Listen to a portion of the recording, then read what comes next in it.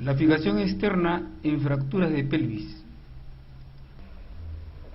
Actualmente una de las causas que más víctimas mortales ocasionan en nuestro medio son los accidentes de tránsito, habiéndose llegado a alcanzar la cifra de 78.840 en el año 2006, en los que hubo 3.300 muertos. En un boletín publicado el 30 de septiembre del 2007, señalan que al año mueren 3.500 personas por accidentes de tránsito, en los que el 70% no son por falla técnica vehicular, sino por exceso de velocidad, maniobras temerarias y ebriedad.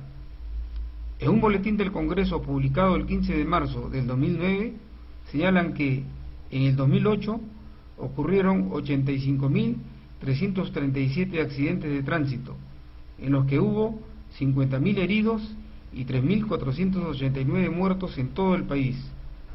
Solo en Lima hubieron 52.684 accidentes, en los que hubieron 25.669 heridos y 990 muertos.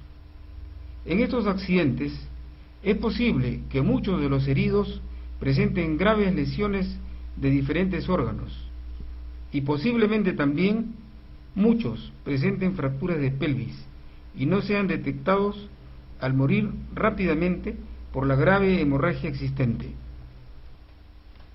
Otra de las causas de fracturas de pelvis que hemos visto últimamente en Lima son los derrumbes. Muchos de estos heridos mueren rápidamente por la compresión de órganos vitales y por asfixia, los que además pueden tener fracturas de pelvis por compresión y que no han sido registradas. De las lesiones de la pelvis, incluyendo su contenido, las de mayor gravedad son las lesiones esqueléticas, por la hemorragia que se origina no solo por la fractura, sino por el desgarro que se presenta en el plexo venoso presacro. Los heridos que por el accidente tienen lesión de los grandes vasos, sea por un cuerpo extraño o por la misma fractura, mueren rápidamente por la grave hemorragia existente. Esto eleva las cifras de mortalidad que algunos autores señalan hasta un 50% de los heridos. Sin embargo, hay cifras desconocidas porque los fallecidos con fracturas de pelvis no llegan a ser diagnosticados. En estos graves accidentes tan frecuentes últimamente que nos ponen en el indeseable récord de ser el país con más accidentes de tránsito, la atención del herido debe ser no solo inmediata, sino correcta. Como especialistas, tenemos la responsabilidad de enseñar a los socorristas la forma correcta de actuar inmediatamente al sospecharse de una fractura de pelvis. No se trata solo de querer ayudar, sino de hacerlo bien. Los paramédicos que asisten a rescatar al herido ferulizan las extremidades, ponen un collarín y canalizan una vena, pero no evalúan la pelvis y desconocen la forma de actuar ante una posible fractura de esta. Nos corresponde dar la instrucción necesaria para socorrer convenientemente al herido en el lugar del accidente y tratar de disminuir los índices de mortalidad. De lo contrario, como ocurre actualmente, todos quieren ayudar, pero si desconocen cómo hacerlo bien, solo se convierten en espectadores de cómo se extingue una vida. La atención del herido con fractura de pelvis tiene dos momentos: en el lugar del accidente y en el centro de atención. En el lugar del accidente debemos enseñar la atención correcta del herido con posible fractura de pelvis. No es difícil evaluar una pelvis inestable, colocar medios improvisados para tratar de comprimir la pelvis y controlar la hemorragia hasta que éste llegue a un centro médico de atención. En el centro de atención tendremos dos objetivos. El primero y más importante es controlar la hemorragia y el segundo es restituir el anillo pélvico para evitar secuelas generalmente discapacitantes. En los casos de inestabilidad hemodinámica grave, debe recurrirse a medios que tiendan a cerrar el anillo pélvico en su parte posterior, lo que generalmente se consigue rápidamente con montajes de fijación externa.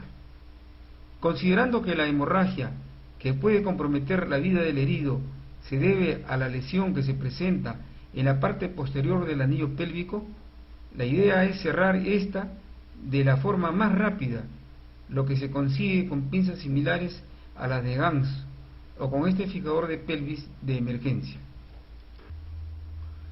Una vez controlada la hemorragia, debemos restituir el anillo pélvico para evitar secuelas como estas.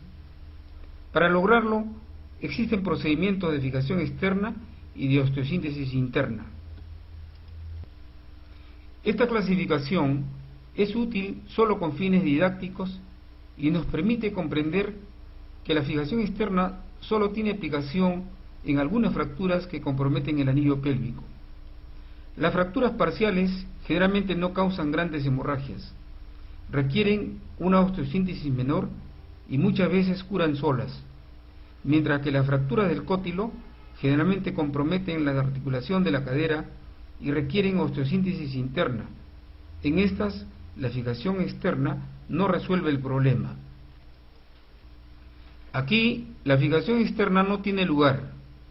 Estas fracturas no son graves y requieren osteosíntesis mínima. En este caso, la fijación externa tampoco solucionará el problema por falta de puntos de apoyo. Aunque la fractura compromete el anillo pélvico, la fijación externa no resolverá el problema, por lo que se debe recurrir a osteosíntesis interna. Ante esta pregunta, la respuesta es obvia. De acuerdo a nuestro esquema, vemos que la fractura compromete el cótilo. Además, tampoco se podría usar una pinza para cerrar de emergencia el anillo posterior, porque la lesión compromete el nivel de inserción de los clavos, como veremos después. Entonces, ¿cuándo utilizar la fijación externa? ¿Y qué montaje utilizar? Utilizamos fijación externa en aquellas fracturas de pelvis en las que con el fijador se puede cerrar el anillo pélvico, porque como hemos visto, no siempre es posible realizarlo, y muchas veces será necesario complementar con osteosíntesis interna. Con el FER hemos diseñado dos montajes anteriores, uno antero-superior y otro antero-inferior. El montaje antero-superior está indicado especialmente en las fracturas tipo B de Tile, sea por compresión antero-posterior, que son las rotatorias externas, o en libro abierto, o por compresión lateral, que son las rotatorias internas. Ejemplo de una fractura por compresión lateral o rotatoria interna. Ejemplo de una fractura por compresión antero-posterior, rotatoria externa o en libro abierto, y que nos servirá para ilustrar la colocación del montaje antero-superior.